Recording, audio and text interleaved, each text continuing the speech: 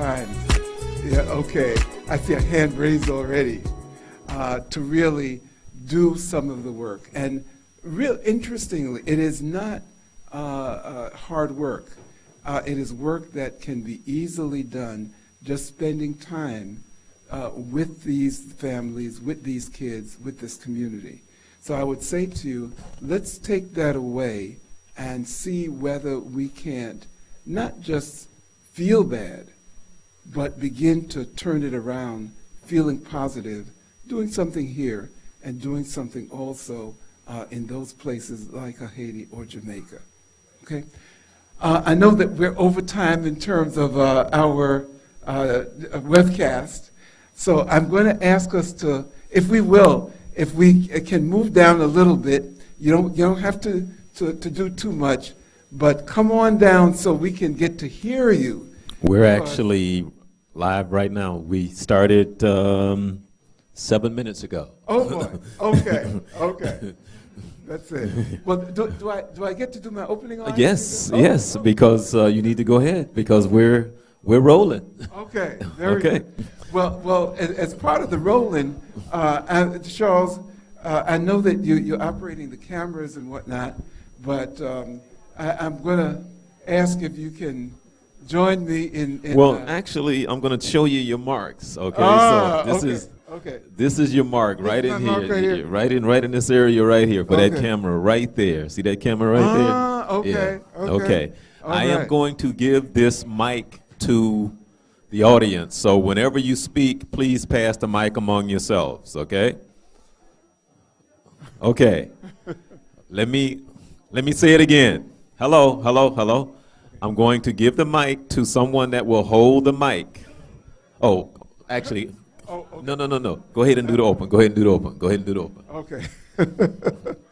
Well, 7 minutes into our broadcast, I want to say that you've tuned in to the Journey 2020. And as we always say, the journey is from me to you and from you to me. Tonight, we've had a very inspirational evening, both doing HIV testing, having a gospel ministry shared with us, and having a diversity of the community come in to share this National Black HIV/AIDS Awareness Day.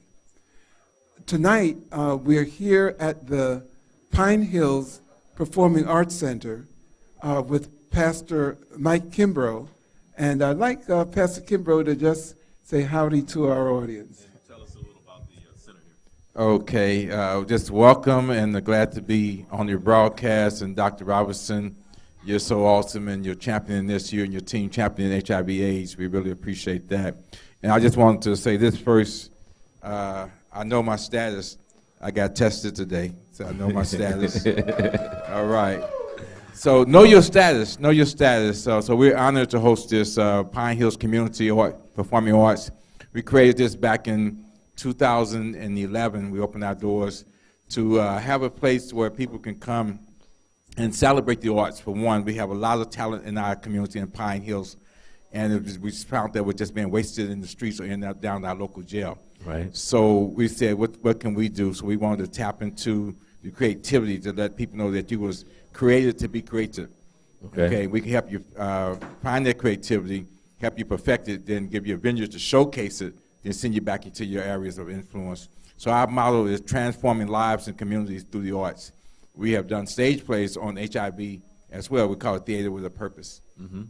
Now give us your address, and also if you have a web address. Yes. And an email, how can people contact you to find out more about your center here? Yes, you want to really get involved. We're always looking for volunteers, board members, as well actors, playwrights. So you can go to two websites to get you to the same place. One is shineorlando.org, or Pine Hills Performs, with an S, pinehillperforms.org. Give you a list of our events. Here we host piano lessons. It's all free, piano lessons, children theater, drama classes, it's all free. Drum lessons as well. So we're located at 5600 West Colonial Drive on the corner of Kirkman and 50, behind the former Burger King. Since Burger King is closed, that was always our landmark. well, corner, the southwest corner, the southwest corner of Colonial and 50. We got some exciting things coming up too. Let me just tell you a couple of things that's coming up. One is on March 1st, we're having a stage play here called Black Inventors and Their Inventions. It's really clever. It's a clever play. It's going to be fun, educational as well. Black Inventors and Their Inventions.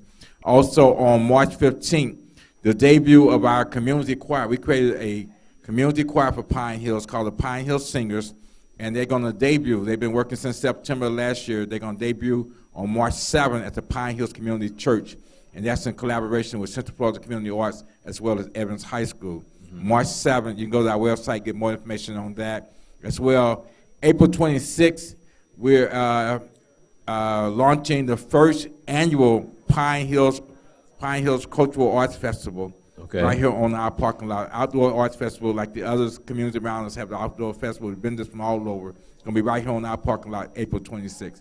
So some really exciting things happening here. Okay, and your phone number? Phone number, reach us at 407-914-8846.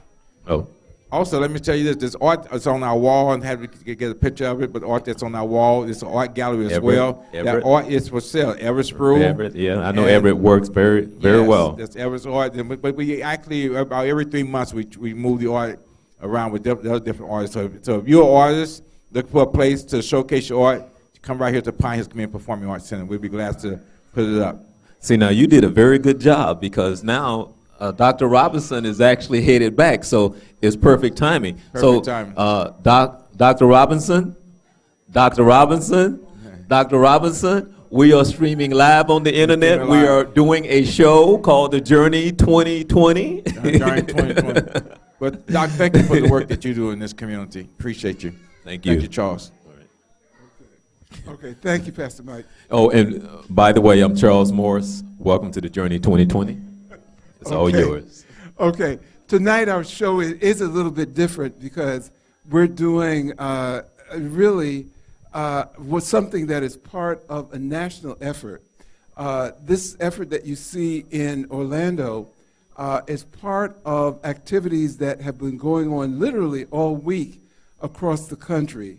I had an opportunity of interacting with a young lady who is a student at Spelman College in Atlanta, and as part of their student group, they decided that they were going to do an informational, including handing out information on HIV/AIDS, and also giving out condoms at the same time.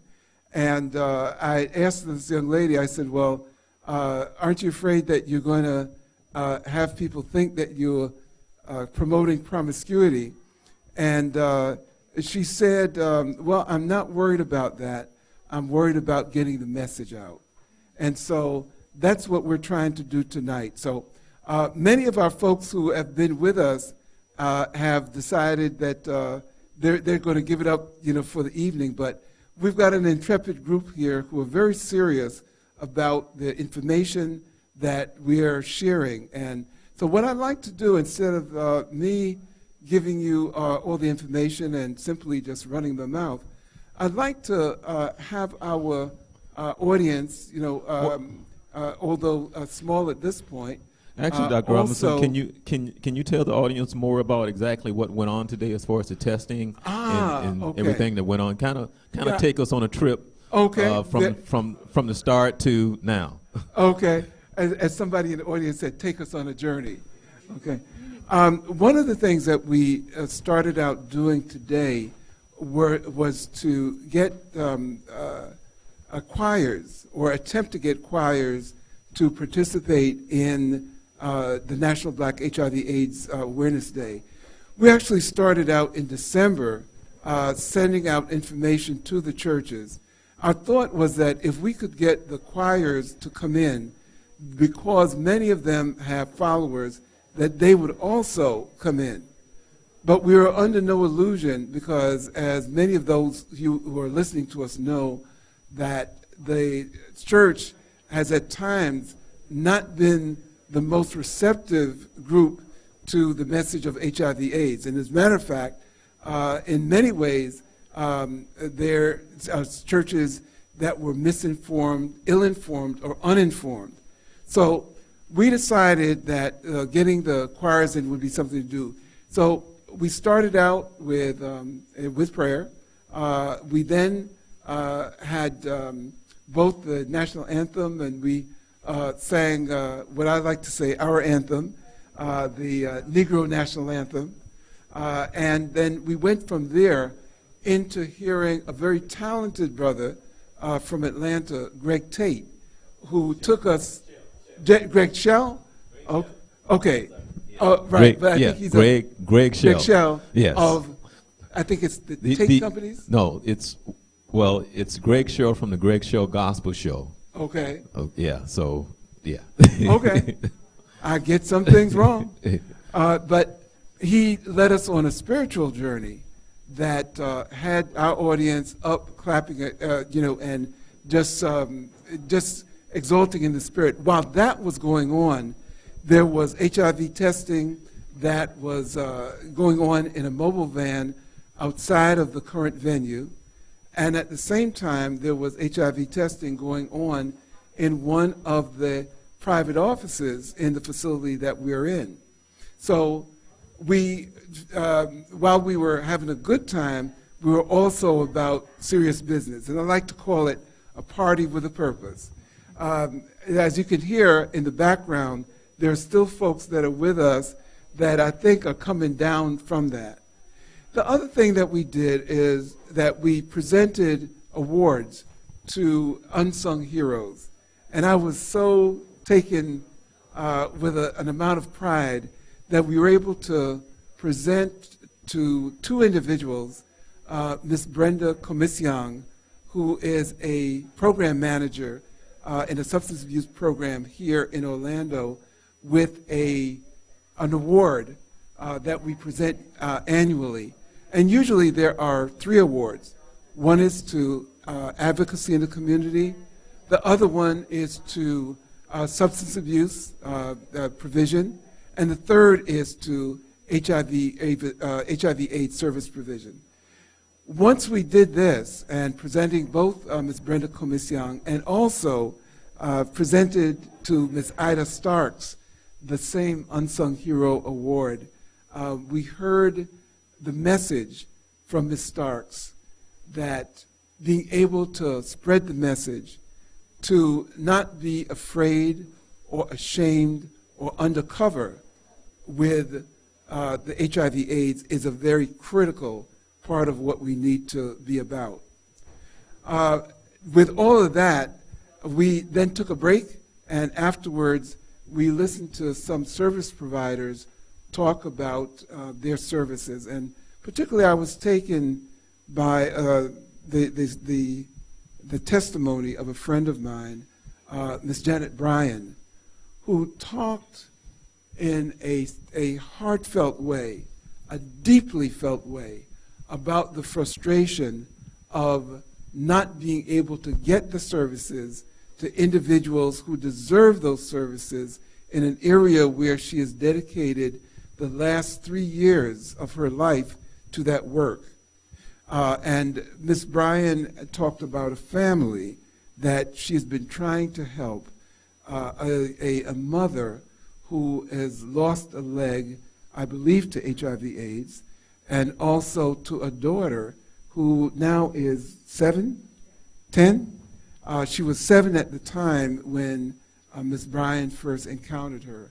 And this little girl knows that she is HIV positive.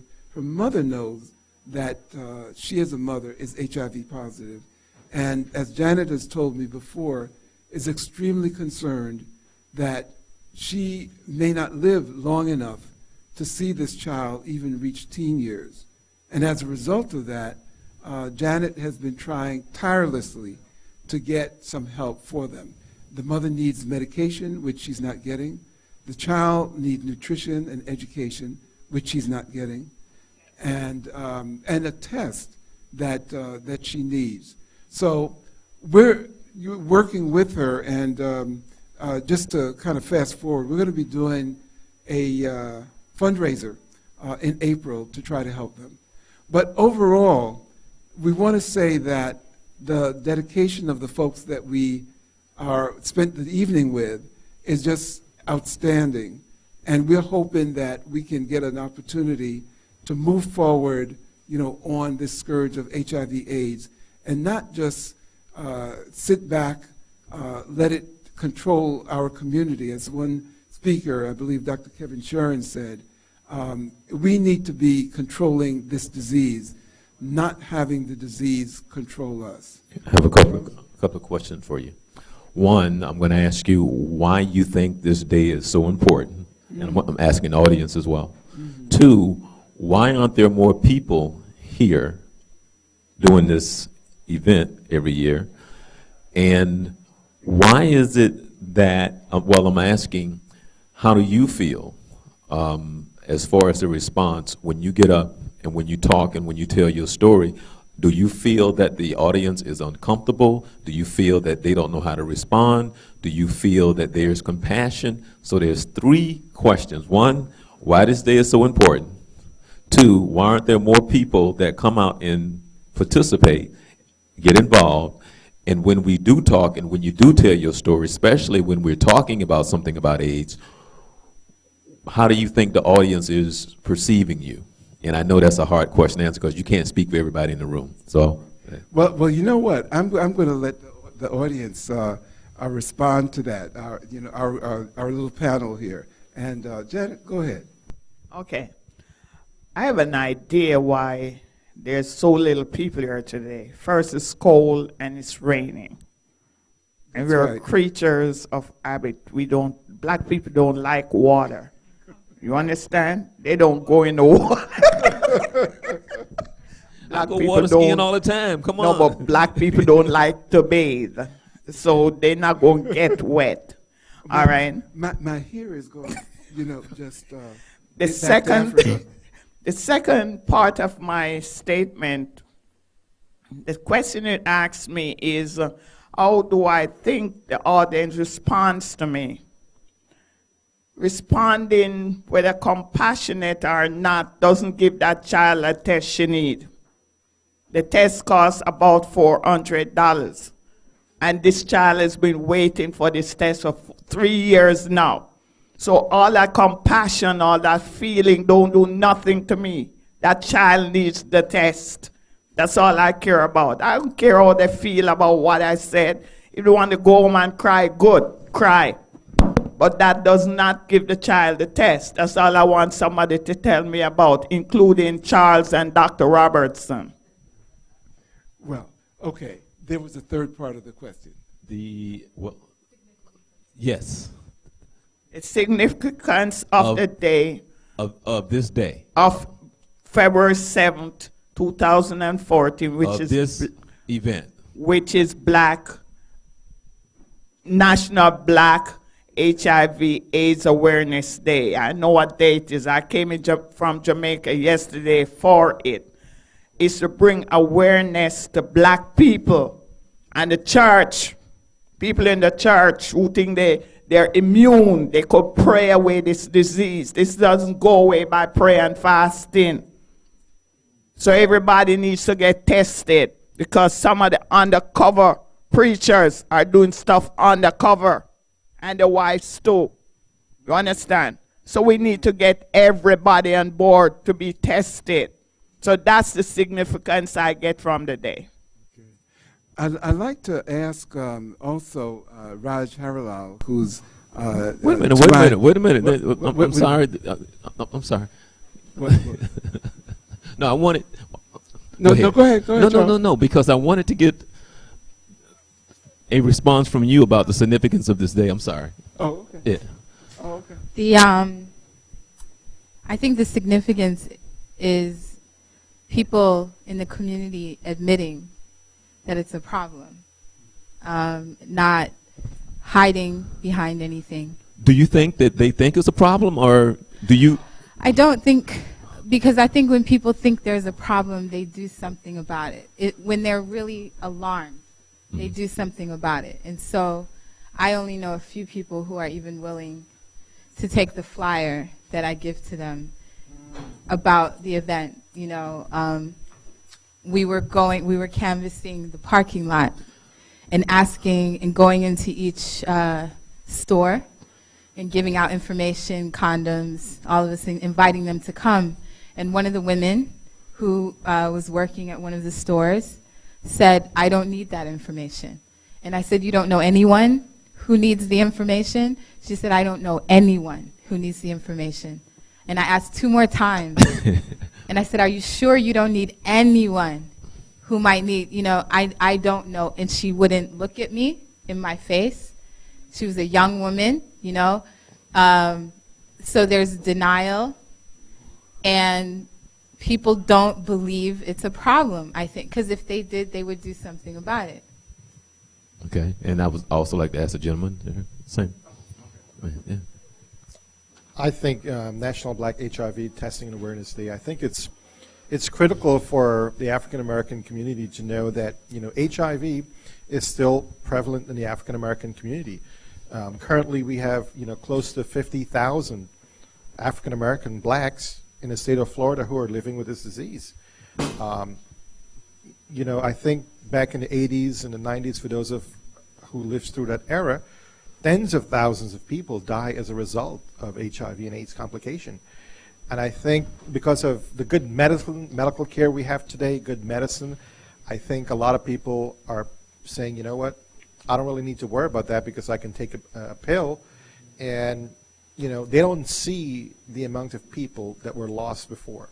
They don't see people who, you know, had significant weight loss, had a lot of complication. They don't see all the babies that were infected. And I think sometimes out of sight is out of mind. We don't see this on the news, that how much, you know, HIV affects our community. Obviously, one of the things that, especially in the African American community, we know that this disease is prevalent in the African American community, especially those there who are not educated, those are coming from a low income background, those that are, you know, don't have access to medical care. But we want to let them know that there is medical care out there that you can receive, you know, especially for HIV. And the importance of knowing your status.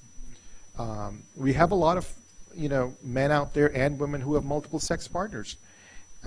We have, you know, significant population in the prison system, in the jail, who are African American men. And I think when some of these men are in the jail system and the prison, they normally engage, you know, in sexual contact, either willingly or unwillingly with other men, and then they come back to their girlfriend and their wife and whoever it is they're coming back to, and potentially put them at greater risk.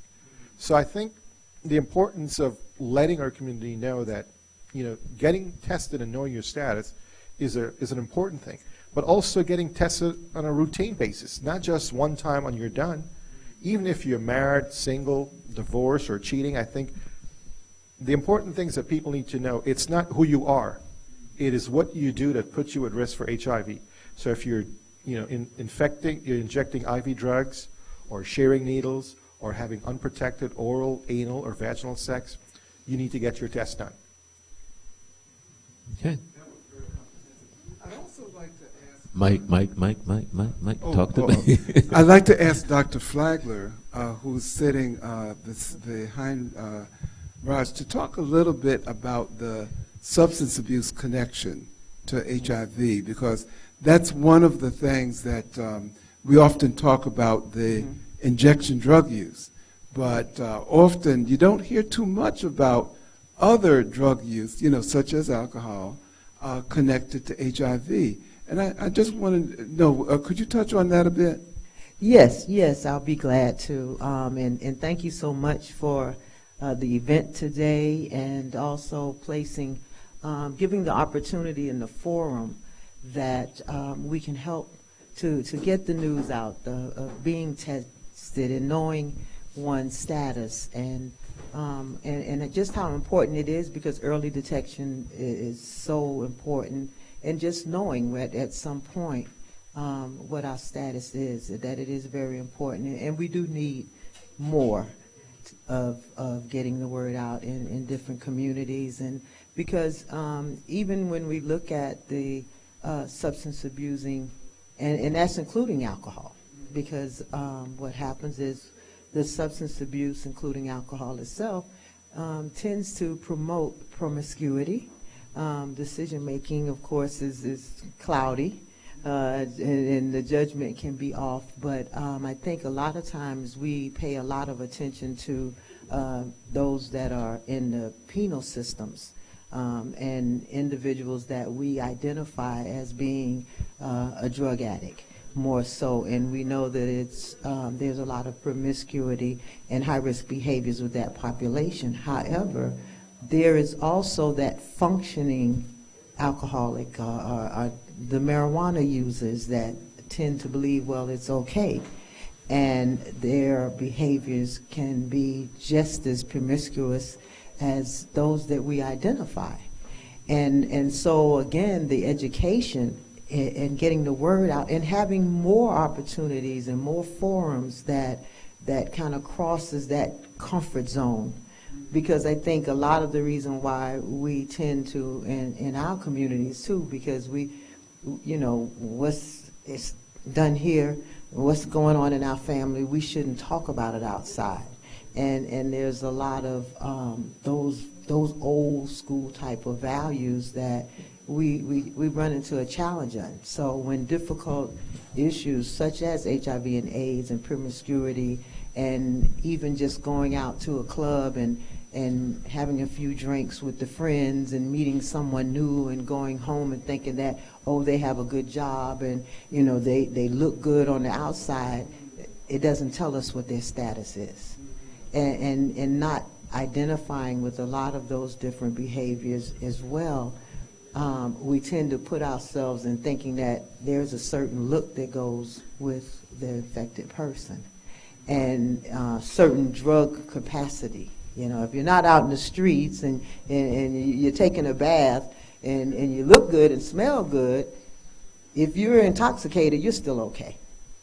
We can get intoxicated and we can still go and spend the night together, and that's cool. But now if I pass someone that's standing on the corner that has a certain type of look, we automatically say, oh no, that person might have HIV AIDS, and I think that, it's important that we get to realize that it doesn't matter. Use in any form at all has a tendency to cloud one's judgment and to be placed at a risk of being infected, and sometimes thinking that we're not. And so the substance abuse population, I think it's important that we understand that there's use, abuse, and dependency. And under any three of those, we can make some bad decisions. And can still be at high risk of, of actually having the HIV/AIDS. So it is a very high-risk population. And a lot of times in substance abuse programs, one reason we will always want to have agencies that are testing and providing education, that it's always very essential in a substance abuse treatment program that's a component. Because it's known high-risk population when one person comes into treatment and so forth. But I think that we need to be, not keep our eyes closed and continue to be in denial and continue to want to place, the risk in certain categories because it doesn't have a certain color, look, and shape, form, and it has nothing. It crosses all of those barriers. So we need to become more comfortable talking about all the different ways that we can be at risk, and understand that it doesn't matter because I sit here and look clean and someone can come in that may have been out in the streets last night. It doesn't mean that they're more apt than I am. If I practice the same behavior and I come in contact with someone using a needle or sexually and contract a disease, it's going to do the same to me as it's going to do to the person that's out there, And so it's important that we really take a real serious look, and we stop being ashamed to discuss it, because, you know, I have a brother that we lost to the disease of HIV and AIDS. Mm-hmm. And I remember our family, we came together with him. Mm-hmm. We didn't know. We found him, and he had been beaten, and when we brought him home, then we found out. And, you know, and I believe that there was a certain reason that he wanted to stay in Miami, because society will make you think that something's wrong with you. Mm-hmm. And here we were, a family that loved him regardless, because that was our brother. That we don't care, you know. And I'm just grateful we had an opportunity to bring him home, and for him to be with us. And at that time, Trans Aid on OBT, where Parliament House is. Mm-hmm. That was back then one of the agencies that was first involved with helping families and so forth. And they did a lot with us. And it was so powerful that we understand that I love my brother, and there's nothing, it was nothing to be ashamed of because of him being infected. We needed to love him and be there. And I think that sometimes people are afraid of that, you know, what you're going to think, you know. But right. I'm grateful it didn't bother us what someone thought, because our brother and our love for him meant more than anything. Let me ask you, speaking of that, back up 20 years ago in our knowledge and our attitudes, fast forward to today, are we still the same? Are we still, our mindset, are we more educated? Are we more, I mean, for the fact that we're talking about more people are not here today. Mm-hmm. So if you back up 20 years ago, are we still the same as far as overall here, especially here in this country, as we see and think of people who have AIDS, who we think might have AIDS? Do we still see and act the same as we did 20 years ago? I think that we have improved. There has been some improvement, but we still have an awful long way to go. Mm-hmm. I mean, the good thing is that there is more agencies and there's more resources, and we have access to, but that's different versus our outlook as a community. As a community? Right, as a community. It's better, it's slightly better. Now, from 20 years ago to now, there are improvements, but we still have quite a long way to go. We still have a long way to go. One of the things about, you know, whether things have changed or not, and I'm going to ask anybody in our audience, but I particularly want to ask Pastor Mike, because he's part of the faith community, have the attitudes of the church, and by the church I'm particularly talking about the black church, has that changed?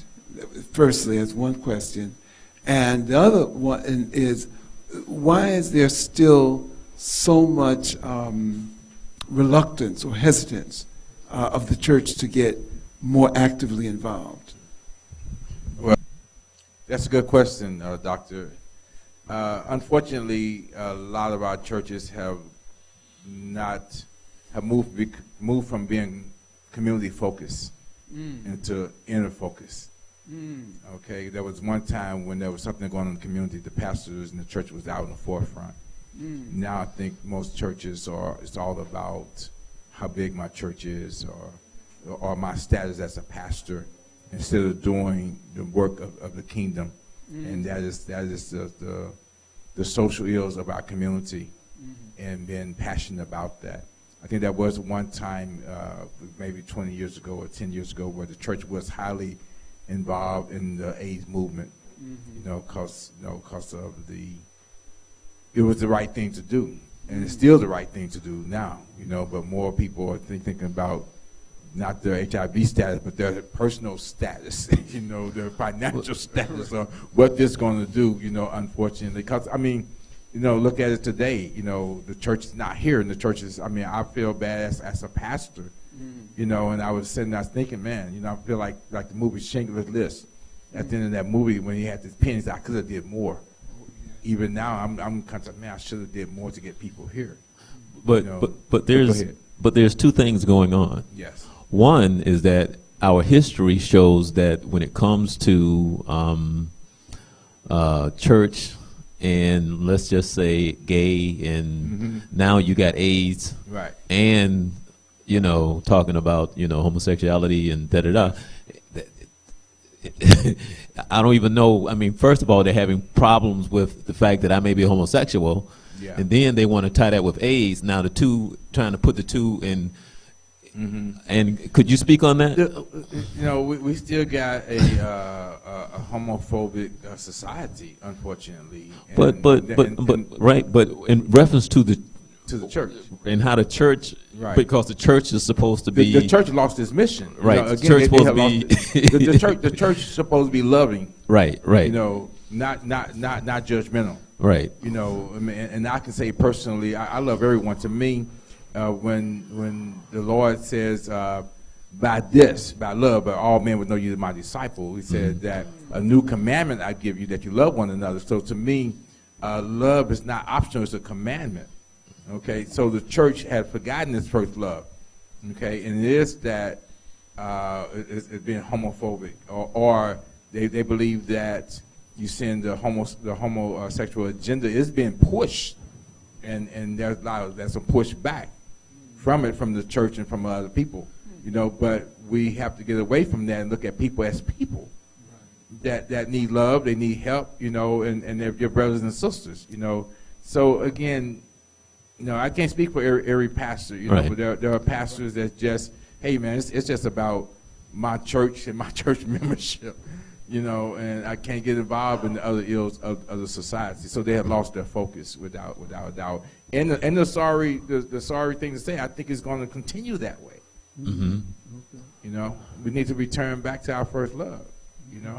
Well, Pastor Mike, one of the things, and I've talked in several churches, in that I've said to pastors, and I said, while you may be reluctant to get involved in HIV/AIDS, I said, if you lose folks to HIV/AIDS, your tithing offerings are also going to suffer.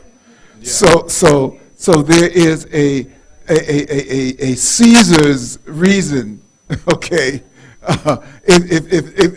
If again, and I really like what you said about the church losing its mission, and that of love and acceptance. Exactly. And so there is so much that the church can do. And one of the things that I've also expressed to them, and that is, even if you have problems with homosexuality, the reality in our community is our black women, the overwhelming majority of whom are not gay or lesbian or whatever you want to label it, that they are 6 times more impacted by HIV/AIDS than their white counterpart. As Dr. Sharon said, Right. that 75% of the new cases of HIV are with children. Now tell me, and this is rhetorical, so tell me, what do children have to do with homosexuality? Yeah. Okay. As a matter of fact, if you follow the argument of most homophobes, they talk about homosexual behavior as being anti-family, because it doesn't produce children. So my question is, how then do the children get HIV/AIDS if it is a homosexual problem?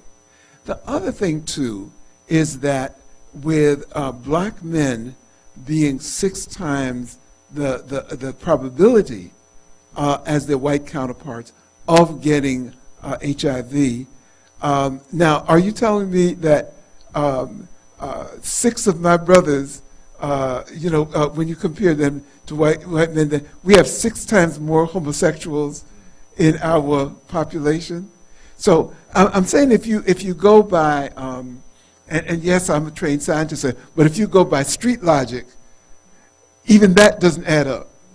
Okay, so I would say that what you had touched on, and that is the kind of internal, and I want to call it really incestuous nature of many churches, not all, but many churches, to me, are part of the problem, Part of the problem. not part of the solution. I agree, part of the problem. I'm looking at the banner there, get educated, get tested, get involved, okay, and get treated. But to get educated and to get involved part is what's missing with the churches and with the pastors, you know. It's just it's sad. Exactly. It's sad. Yeah. Exactly. Yeah.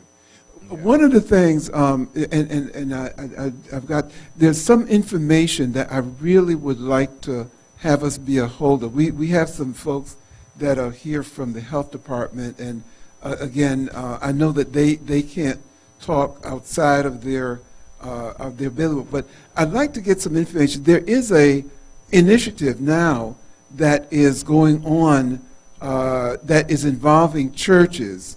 And this is Florida specific, and I know we have a larger audience, but I'd like to really get some information as to what is going on with that. Because yes. So okay, hold on. Oh, do I have to come? You can't. Yeah. You can. No. But the mic's recording. Okay.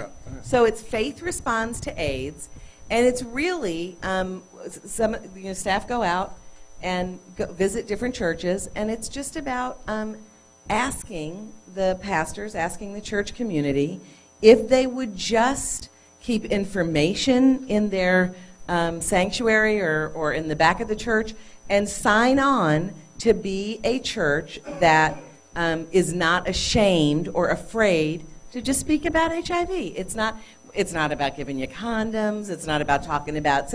It's just information.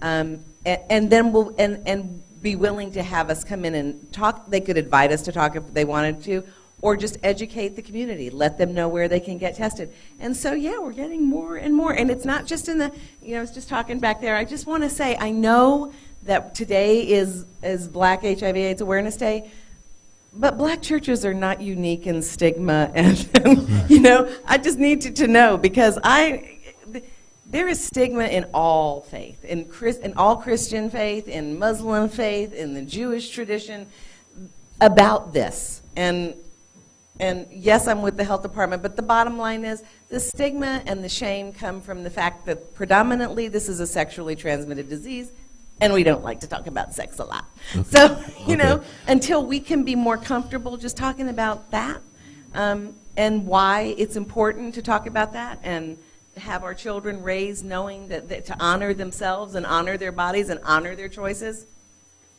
we're going to have it. There's still going to be that stigma. But I have a question Faith for you. Responds to AIDS is awesome. I have a question for you. You work for Orange County? I do.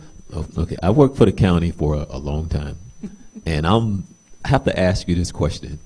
For Orange County to take a step towards going to the church, how is that working out, and what is the typical, not the typical response, but the responses that you're getting back when you make the attempt? What is that like?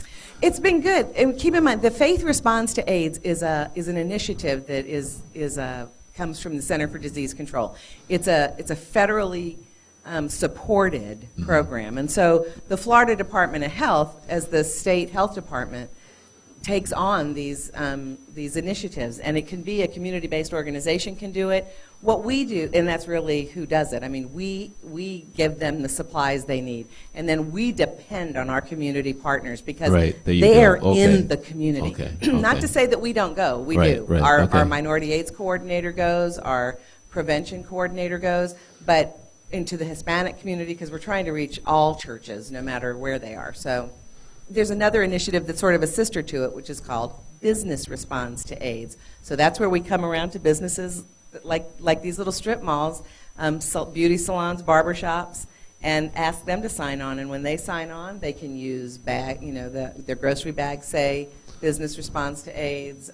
Barbershops have like aprons that go over your shoulders that say that, or their cashier tape can say it. We go into bars. We go everywhere. Wow, I'm really blown away. Yeah, I mean, I know. I will say, I think as a government, the Florida Department of Health, that's our job. We have to get the message out. So we could not do it without community partners, without people like you, Dr. Robertson. We could not do it. You have to have community partners to get this message out, because nobody wants to talk to the government. Right. Debbie. This is going to be good. Because this is live. It Dr. is. Sharon, I love my job, really. Debbie, I wanted to ask you, you had mentioned that it's a program from CDC, and I know that we've been talking primarily Florida specific. Right. Do you know how many, this program is in how many other states? Yeah, it's probably, you probably have a program, this program, Business Response and Faith Response, all over the country. This has been a push from the CDC for probably the last 5 or 6 years. Again, you know how things, it ebbs and flows. You started out when the epidemic, 30-something years ago, the only reason people knew about it was because people who had it talked about it. There wasn't any money, there wasn't any initiative. It was just, how are we going to stop it? And you did it sort of, friend to friend, family, and like that. Right. Then as money came, the CDC started developing interventions. And I know, the behavioral interventions and what works in this population, in this community, will it work in the next community? And there were many things that were funded, and now it comes full circle to where now they're going back to grassroots stuff, because they see, take some of the principles out of these boxed initiatives that all the people have reviewed and say, oh, this is wonderful. But you know what? It might not work in Pine Hills. Exactly. It might work in Broward, but it isn't going to work in Pine Hills. It might work in Orlando, but it might not work in Brevard County. So they tell you take some elements from it and then tailor it to your community. I mean, it's pretty simple, but. One of the things I think that is good, despite it coming from that dreaded source, the federal government, I think that it's useful to know that it is throughout the country. So I would encourage some of our listeners to find out more about the current faith initiatives and the current business initiatives, because it may be useful to your particular community. And I thank you for that information. Go ahead. Say what you want to say. Are there any incentives presented to the churches if they decide to participate? You know what? Okay. I'm not sure. I don't think so. Right? To the churches, it's not an incentive like it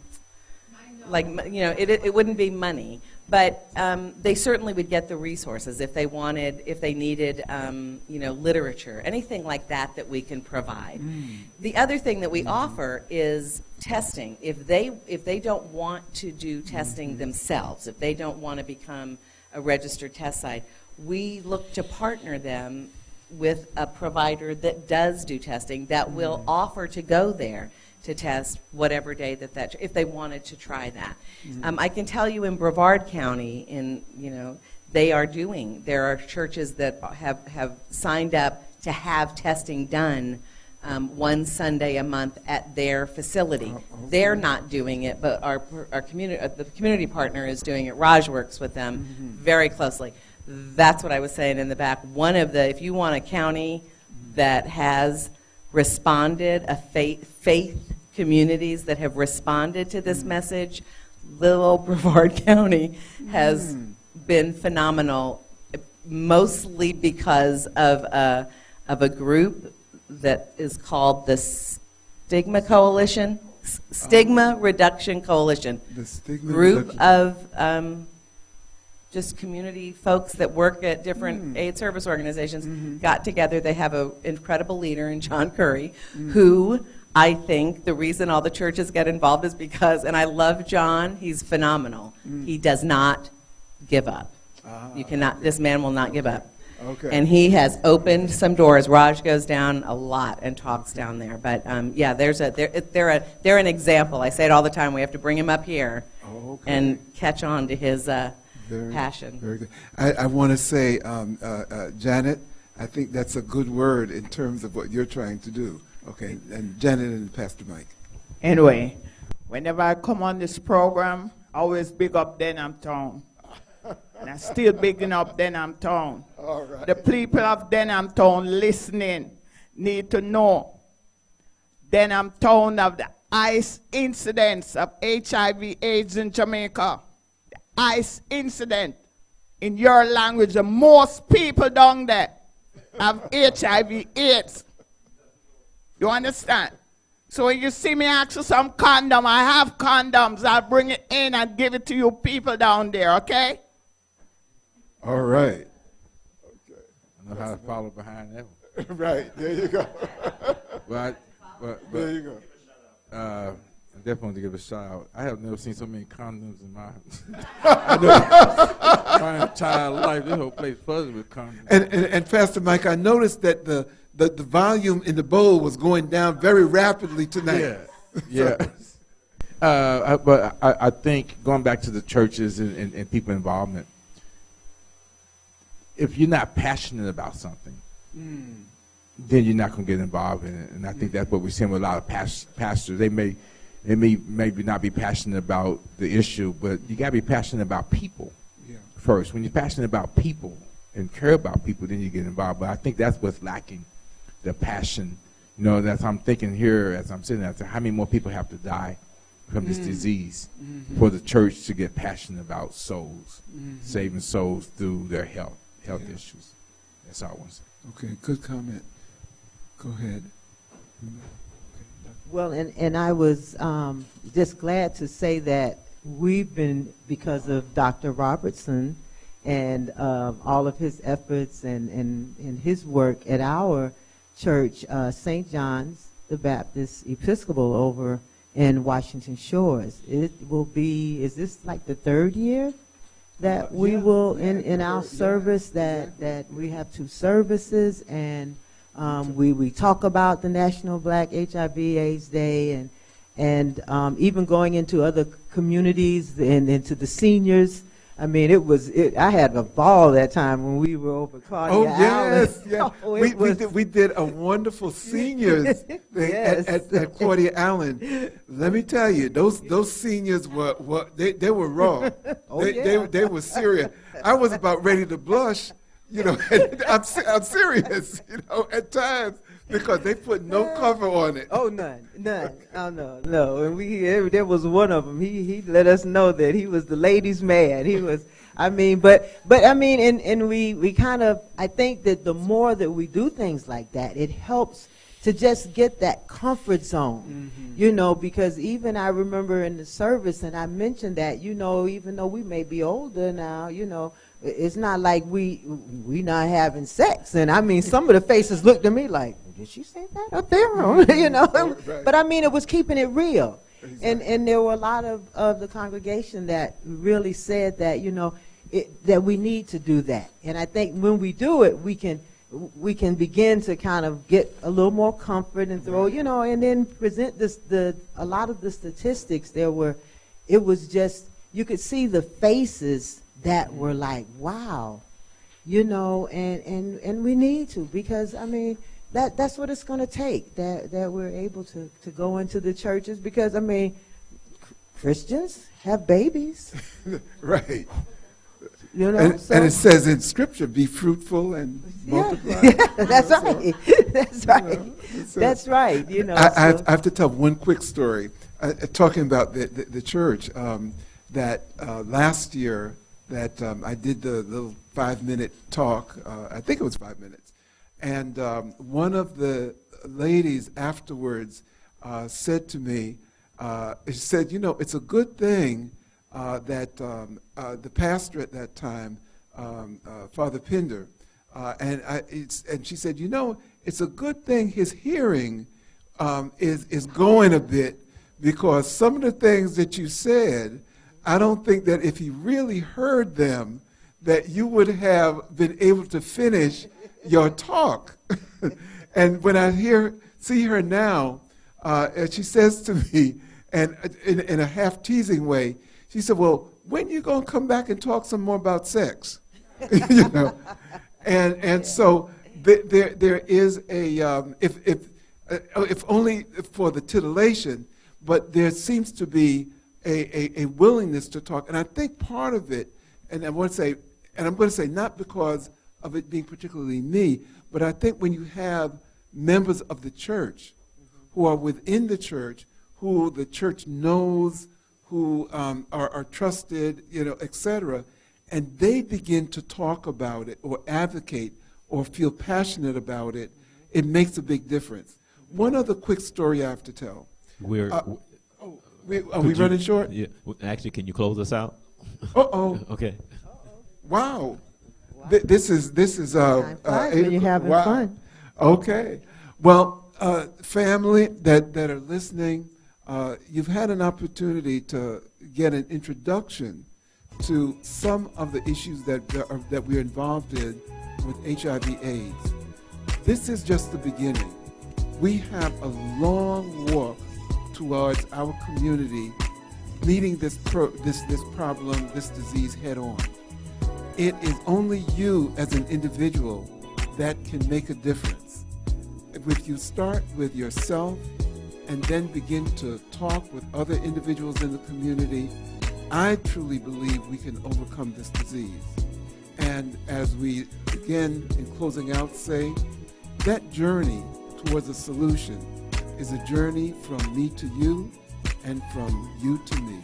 Good night. Join us next week and have a safe, healthy, happy National Black HIV/AIDS Awareness Day.